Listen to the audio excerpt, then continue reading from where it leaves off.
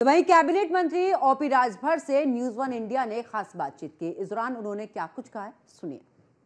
कई मुद्दों पर हमारे साथ बातचीत करने के लिए कैबिनेट मंत्री ओपी राजभर जी हमारे साथ मौजूद है। सर, राजस्थान में अब विस्तार हो रहा है, आपकी पार्टी का विस्तार हो रहा है राजस्थान तक। आप लोगों ने लोगों को जिम्मेदारियां दी हैं, नए पदाधिकारी बनाए हैं। किस तरह से, क्या बीजेपी पर दबाव बनाना चाहते हैं या कोई नई रणनीति? ऐसा कुछ नहीं है। देखिए, हम एक विचार फैलाते हैं, गौतम बुद्ध जी का विचार, समता, स्वतंत्रता, बंधुत्व और न्याय। गौतम बुद्ध जी ने कहा है कि बुद्धम शरणम गच्छामि। बिना शिक्षा के कोई भी समाज, कोई भी देश तरक्की नहीं कर सकता। तो उसी बात को हम लोग बताते हैं। इस विचार को जो लोग सुनते हैं तो कहते हैं हमको जिम्मेदारी दीजिए, हम उसको और फैलाएं। तो जो लोग कहते हैं उनको हम लोग जिम्मेदारी देते हैं, वो चलाते हैं। इसमें कौन सा बीजेपी के ऊपर दबाव बनाने की बात है?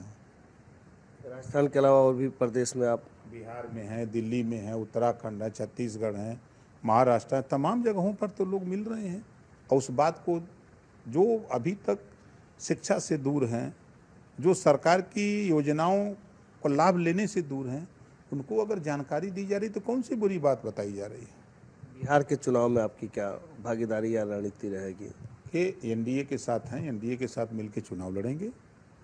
प्रयास हम लोग दिल्ली से लेकर बिहार तक जारी है। अभी संबल लगातार वायरल हो रहा है, जैसे होली से पहले वायरल हुआ था, अब फिर चीज़ सामने आ रही कि वहाँ पर गाजी, जिसको हमलावर बताया गया है, उस पे नाम पे जो मेला होने की बात हो रही तो उसको रद्द कर दिया गया। किस तरह से देख रहे हैं? कि वो प्रशासन का काम है, सुरक्षा व्यवस्था की जिम्मेदारी उनकी होती है। तो वो अगर वहाँ शांति व्यवस्था कायम रखना तो उनकी मर्जी से ही कहीं परमिशन मिलेगा किसी को। और मज़े की बात कि काबुल से चल कर के भारत को लूटने के लिए और भारत को गुलाम बनाने के लिए कोई आया हो और उस आतताई लुटेरा को राजभर महाराजा सुहेल देव जी ने बहराइच नानपारा में उलाट दिया।